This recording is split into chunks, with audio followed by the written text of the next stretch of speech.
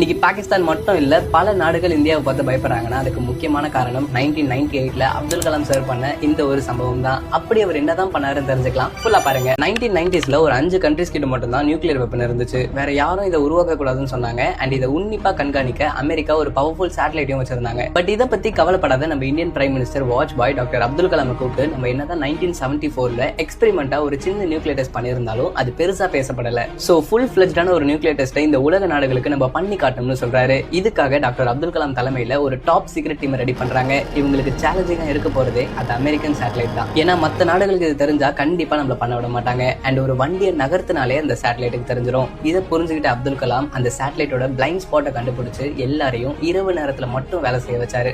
சேட்டலைட்டுக்கு ஒரு சின்ன டவுட் கூட வந்துடக்கூடாதுன்னு எல்லாரும் ஆர்மி யூனிஃபார்ம்லயே வேலை செஞ்சாங்க. அண்ட் இது எல்லாம் பொக்ரான்ற ஒரு பாலைவனத்துல நடந்துச்சு. காலையில அந்த சேட்டலைட் பார்க்கும்போது முன்னாடி நாள் எப்படி இருந்துச்சோ அதே மாதிரி அந்த ஏரியாவை அரேஞ்ச் பண்ணிட்டு போயிடுவாங்க. ஒரு வழியா 11 மே 1998 அமெரிக்காவோட சேட்டலைட்டுக்கு நாமத்தை போட்டுட்டு இந்தியா தன்னோட ஃபர்ஸ்ட் கம்ப்ளீட் நியூக்ளியர் டெஸ்ட் நடத்தி முடிக்கிறாங்க. அண்ட் இந்த அதிர்வுகள் எல்லா நாடுகளுக்கும் பரவுது. இந்தியால ஏதாவது எர்த்குவேக்கான்னு கேக்குறாங்க. அப்ப நம்ம பிரைம் மினிஸ்டர் எர்த்குவேக்லாம் இல்ல, எங்க ஒரு சயின்டிஸ்ட வச்சு ஒரு நியூக்ளியர் டெஸ்ட் கண்டக்ட் பண்ணி முடிச்சோம்னு கூலா சொன்னாரு. அது வரைக்கும் 5 நாடுகள் கிட்ட மட்டும் இருந்த நியூக்ளியர் பவர் 6வதா இந்தியா கிட்ட வந்துச்சு. இந்த சம்பவம் நடந்த பிறகுதான் இந்திய நாட்டை பார்த்து எல்லா நாடுகளும் பயப்பட ஆரம்பிச்சாங்க. அண்ட் இதுக்கு ஒரு முக்கியமான காரணம் the missile man of India.